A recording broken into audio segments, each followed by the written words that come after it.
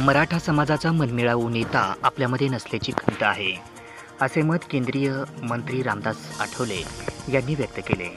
ते बीड शहरातील canal road परिसरामध्ये स्वर्गवासी विनायकराव मेटे यांच्या समाधीस्थळावर आज शनिवार दिनांक 5 ऑक्टोबर रोजी दुपारी 1 वाजता त्यांनी अभिवादन केले.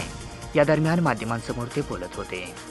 ते म्हणाले की मराठा समाजातील एक निर्भीड व्यक्तिमत्व असणारा असा एक नेता आपल्यामध्ये नसल्याची खंत वाटते, असे देखील केंद्रीय मंत्री रामदासजी आठवले यांनी माध्यमांसमोर बोलताना व्यक्त केले.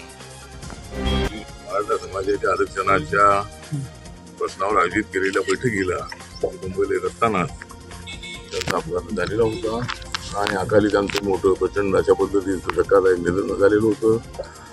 त्यांचे आणि माझे अत्यंत जवळचे संबंध होते.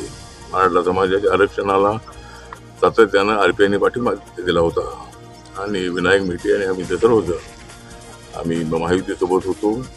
तर आज त्यांच्या समाधीला भेट देण्यासाठी मी इथं आलेलो आहे. त्यांच्या पत्नी या ठिकाणी उपस्थित आहे आणि एकतर आता हे या ठिकाणी चांगल्या पद्धतीचं त्यांचं जे स्मारक आहे ते स्मारक उभं करण्याचा एखादा प्लॅन त्यांच्या पत्नीने आणि बनवावा.